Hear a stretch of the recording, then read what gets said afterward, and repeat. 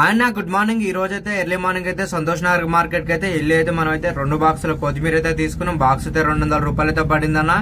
దానికి తోడుగా 150 రూపాయల పుదీనా అయితే తీసుకున్నామన్నా. కరివేపాకు 100 రూపాయలు అయితే తీసుకున్నాము.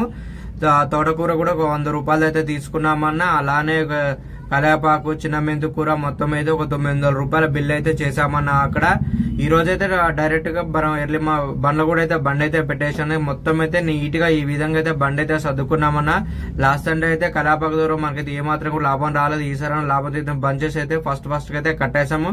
కొత్తిమీర 20 రూపాయలు అయితే బోర్డు అయితే చేస్తే పెట్టానన్నా.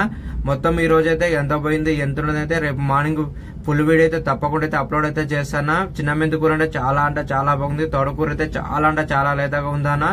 పుదీనా అయితే చాలా అంటే ఇంకా బాగుంది. పుదీనా మంచిగా ఉంది. ఇక కస్టమర్ అయితే మనకైతే రెగ్యులర్ గా అయితే వస్తూనే ఎవరు. మనమైతే ఆల్రెడీ ఒక 200 రూపాయల మాల్ అయితే అమ్మినా. మన వీడియో నచ్చితే లైక్ చేయండి, షేర్ చేయండి. కొత్త వాళ్ళు చూస్తున్నా తప్పకుండా సబ్స్క్రైబ్ చేయండి.